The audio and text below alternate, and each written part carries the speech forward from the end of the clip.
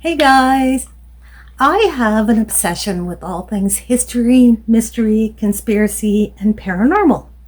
I love to do deep dives on topics that I often stumble upon sheerly by chance, and I love to tell stories. So welcome to Sit and Spin. Today's episode is going to be a little different because I have updates on a past subject. So what I'm going to do is, because when I uploaded this past subject, I accidentally uploaded the unedited version. So what I'm going to do is I'm going to start the edited version so you can watch it without all the laughs at me being such an idiot. And at the end, I will add in what has happened this year. So while I'm discussing that part, I'll just be chain plying up the singles I have. That's just some chaos yarn. I just use scraps to make it. I'll chain ply that while I tell you the updates. So let's jump into a time machine. Let's go back and revisit the Georgia Guidestones. I'll see you in a bit. Today I'm going to be flip carding and spinning from the locks with some Cotswold that I have from a sheep named Chloe. It has been lightly scoured, so it could be a bit sticky, but I am going to spin it anyways. So let's spin a yarn. Today, we're going to talk about the Georgia Guidestones. In Elbert County, Georgia, there's a mysterious stone structure that's been the subject of conspiracy and fear for many, many years. The monument stands approximately 750 feet above sea level and about 90 miles east of Atlanta, in the middle of a pasture. So, pretty much the middle of nowhere. One huge stone slab stands at the center with four arranged around it in an X pattern. A capstone lies on top of the five slabs. A few feet west of the monument, an additional granite ledger has been set level with the ground. This tablet identifies the structure as, quote, the Georgia Guidestones, center cluster erected March 22nd, 1980. Let these be the guidestones to an age of reason, end quote. There's a summary of the various statistics of the monument, from sizes, for example, overall height 19 feet 3 inches, total weight 237,746 pounds, etc., to the astronomical features, such as a horizontal slot that indicates the annual travel of the sun, and a hole in the capstone that marks noontime throughout the year. There's also a mention of a time capsule, but with only blank spaces intended to indicate when the capsule was buried and when it was intended to be dug up. So it's doubtful there's even a capsule buried there. In case visitors don't speak English, everything is handily translated into 8 modern languages.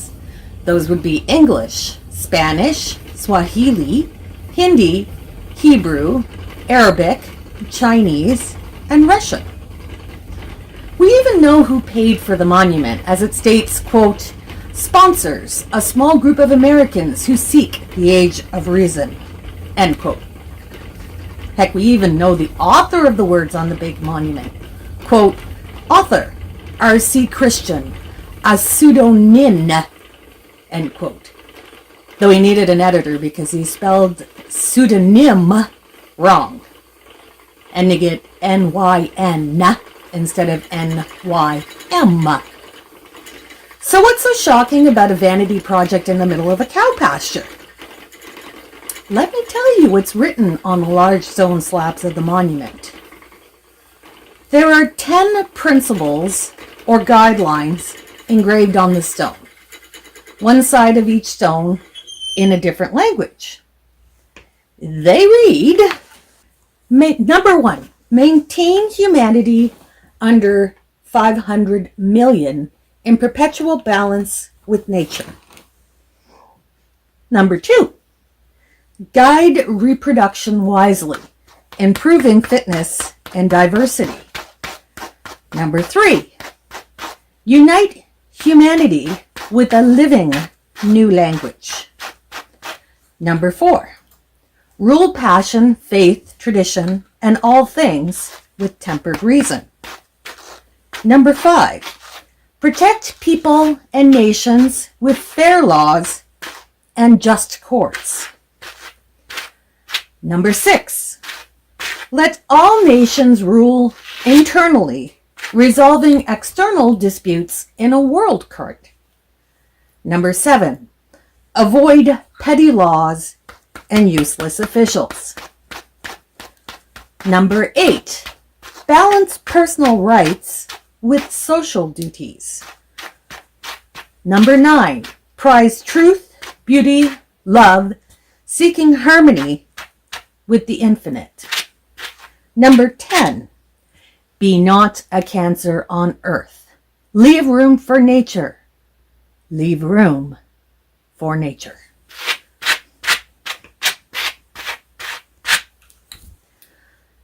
These are some pretty interesting rules that smack of eugenics and a new world order. But even more interesting is how the monument came to be built. Let's go back to June of 1979.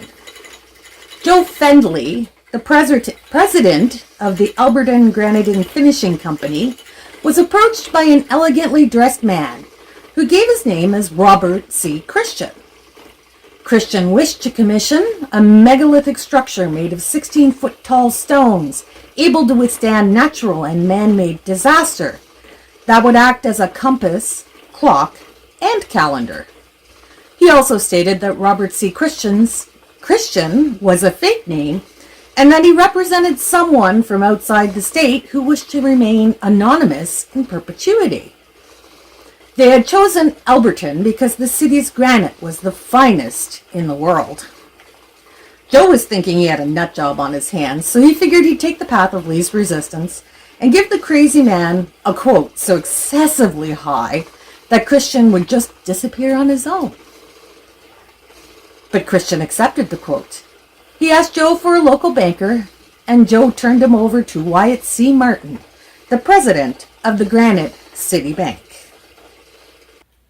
Wyatt said, quote, Fenley called me and said, quote, a kook over here wants some kind of crazy monument. But when this fella showed up, he was wearing a very nice, expensive suit, which made me take him a little more seriously. And he was well-spoken, obviously, an educated person. When he told me what it was he and this group wanted to do, I just about fell over. I told him, I believe you'd be just as well off to take the money and throw it out in the streets into the gutters. End quote. Christian, who again freely admitted his name was an alias, revealed that the planning for the Georgia Guidestones had been underway for 20 years, and that he and the group he represented hoped that other conservation-minded groups would add to the stones in the future.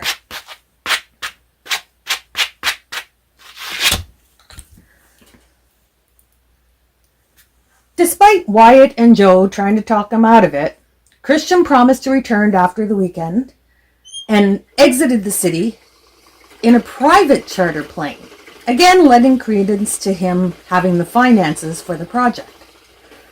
When Christian did indeed return on Monday, Wyatt, of course, needed a real name and evidence that R.C. Christian had the financial means. They agreed on a lifelong non-disclosure on Wyatt's part, with the destruction of all documents once the project was complete. Yeah, that's not sketchy at all.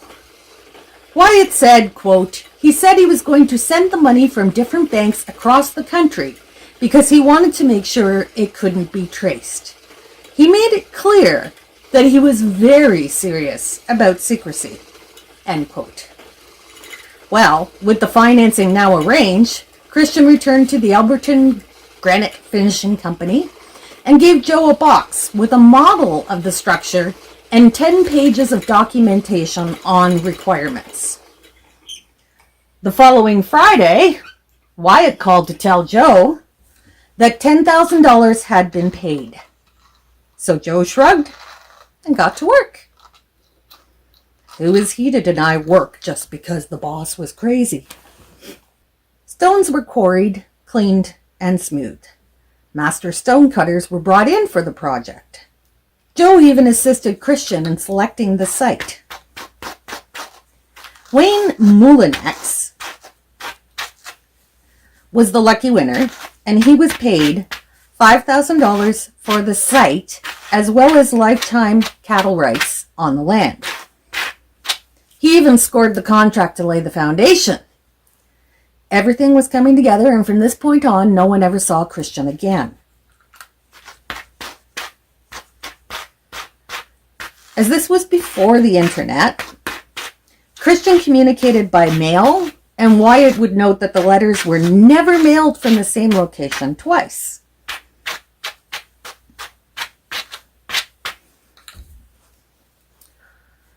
Poor Joe, though, was having a hard time. The instructions for the creation of the monument were so incredibly complex that he even had to employ an astronomer to ensure the correct construction. The center stone had to have an eye-level oblique hole drilled so that the North Star was always visible, alongside a slot which is always aligned with the sun's solstices and equinoxes. Meanwhile, the 4 large upright wing slabs had to be oriented to the limits of the moon migration during the year. Joe didn't have access to Google Translate either, so he had to employ the United Nations to provide all the translations that Christian required. And the controversy was already beginning. Locals believed that Joe and Wyatt themselves were the masterminds, and that the work was against Christian's scripture. Many thought the tenants were objectionable, English is hard, for not placing faith as a primary objective. Such was the uproar that both men decided to take lie detector tests at the Alberton Civic Center to publicly prove they were not involved and that they did not know who R.C. Christian was. The tests were witnessed by reporters from the Alberton Star. Both men passed convincingly. A local minister, James Travenstead, raged that the stones were for sun worshippers, cult worship, and devil worship, probably all at the same time in his head, and added that occult groups would flock to the city and someday a sacrifice would take place there. The sensational outrage was fed even more when one of the men working on the stones, a guy named Charlie Clamp, claimed to have heard strange music and disjointed voices while sandblasting the rocks. Okay, Charlie, whatever you say. Hey, is that a new car you're driving? Where'd you get the money for that, Charlie? Sorry, small town conspiracies. I love them. But despite the hysterics, the Georgia Guidestones were officially unveiled on March 22nd, 1980. How many people showed up differs with each account, some claiming as few as 100, others as many as 400. Regardless of who showed up that first day, soon tourists came flocking. And yes, there were witches, druids, and ceremonial magicians, Native American, Christian, and pagan groups. There were also visitors from China, Japan, India, basically from everywhere.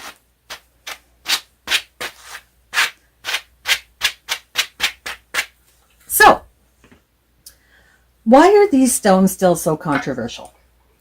Well, take the first tenet. Maintain humanity under 500 million in perpetual balance with nature. That sounds vaguely threatening, like the world population should be culled. But let's go back a minute and remember the time when the stones were erected. This was the tail end of the Cold War, and things were heating up again. This is the part of the Cold War that I remember.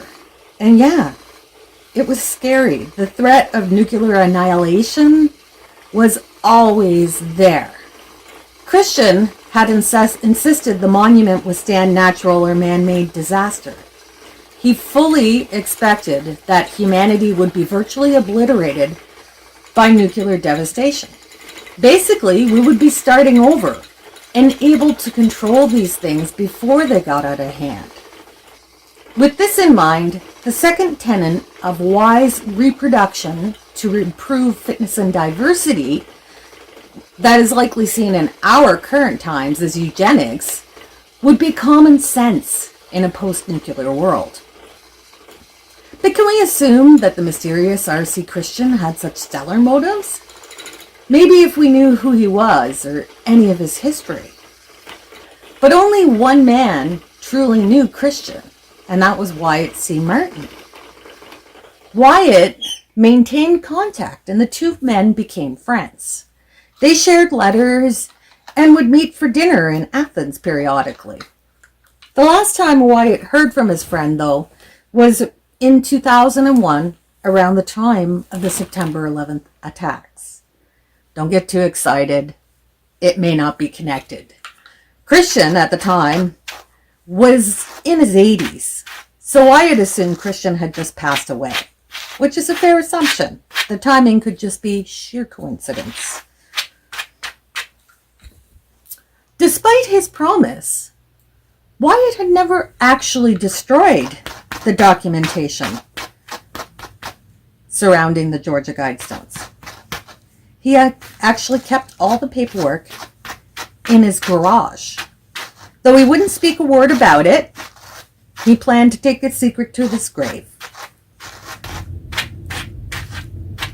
However, when he heard talk of the Guidestones relating to the New World Order and secret societies, he said, quote, "All along, Christian said that who he was and where he came from had to be kept a secret. He said mysteries work that way. If you want to keep people interested, you can let them know only so much," end quote. Now to me that sounds like a delightful man, building mysteries to intrigue and confound people.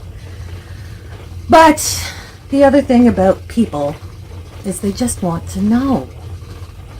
In 2010, a documentary called Dark Clouds Over Alberton claimed to have obtained the address of R.C. Christian. The makers of the documentary were said to have exploited the trust of Wyatt, who had recently suffered a stroke, and obtained one of the letters and had the return address.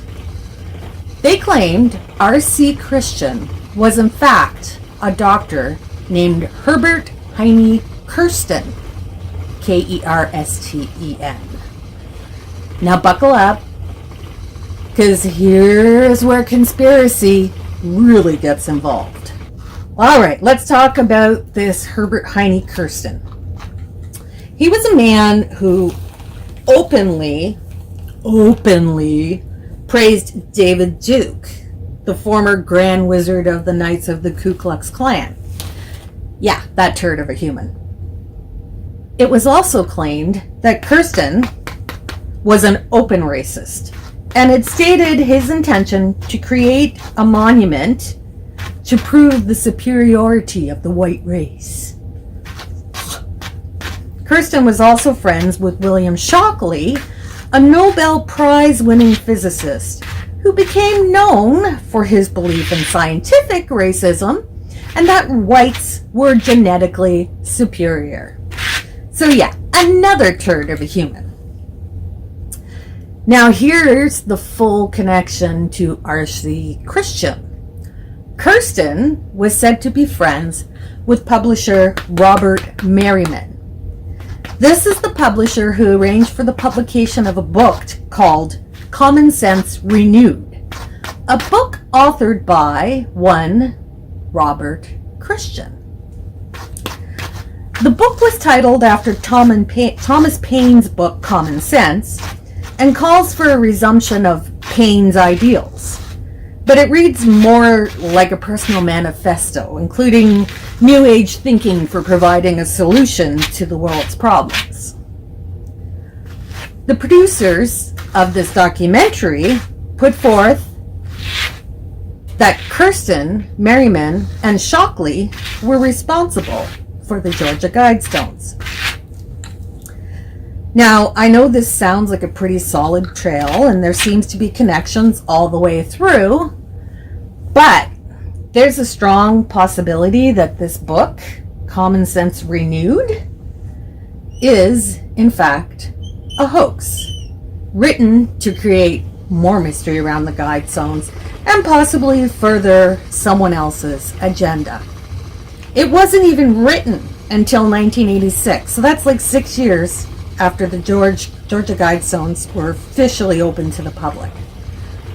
6 years is a long time, more than enough time, to conspire to create a conspiracy.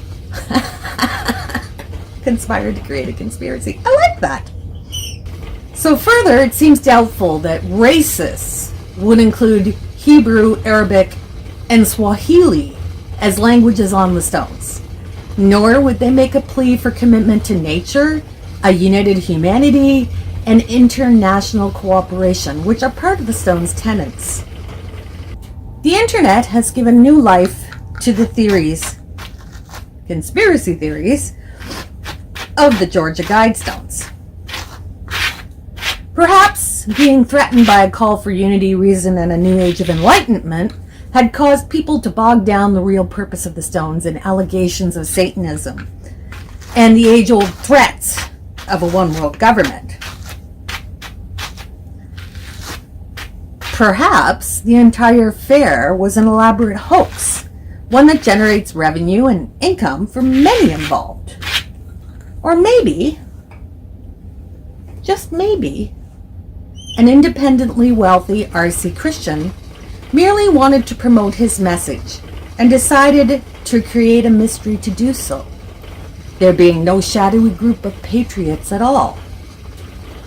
No matter the truth, the mystery of the Georgia Guidestones, like the slabs themselves, looks set to stand for a very long time to come.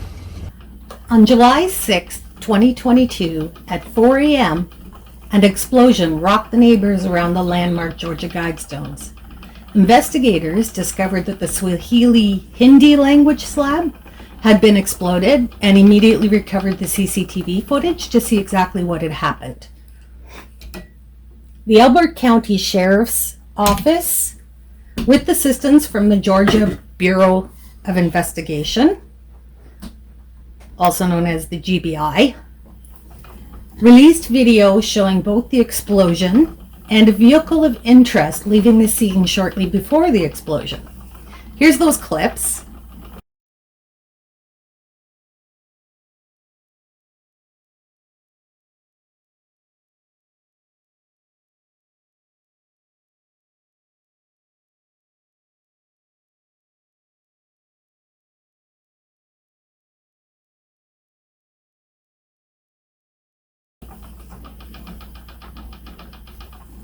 Now, because the Guidestones were maintained by the county, they were considered a public building.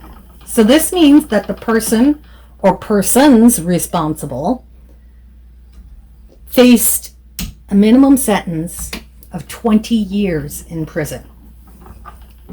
Now, no motive was being publicly shared, and no suspects were publicly identified either at the time or during updates on July 14th and July 25th, 2022. In fact, the GBI said there was no significant progress on the case being made since the bombing. The only other information released was this footage of someone or something approaching the stones, presumably to plant the explosive device.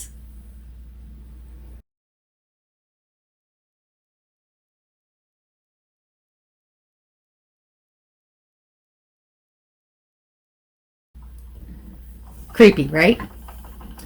So who would do this? Let's discuss. The timing of this bombing seems a little too coincidental. There's this chick, Candace Taylor, who is seeking the GOP nomination for the governor of Georgia. And she made it part of her campaign to demolish the Georgia Guidestones, which she suggested in a tweet was connected to the, quote, satanic regime, end quote. In her campaign video, Taylor narrated that a new world order is here over shots of the slab's inscriptions.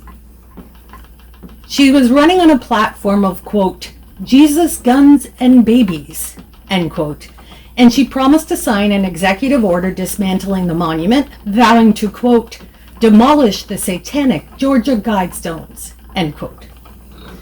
While she ultimately received only 3.4% of the vote in the state's Republican primary in May, she definitely riled up the populace, and it's likely that was what caused the bombers to act. Now, she wasn't the first one to equate the Guidestones with pure evil, though, just the most recent.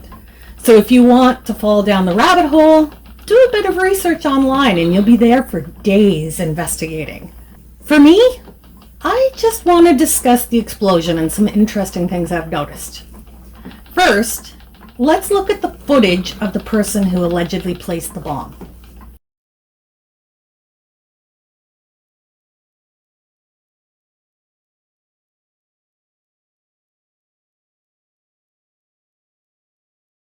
I'm no CCTV expert, but this footage is creepy.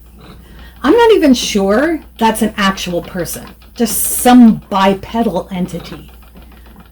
But let's look again at the explosion. This time, keep your eyes on the light lighting the parking lot, not the stones themselves. Here, look.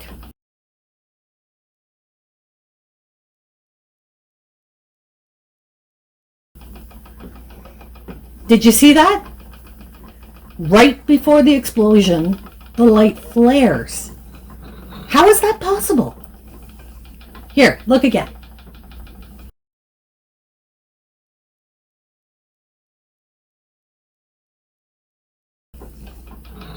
Isn't that weird?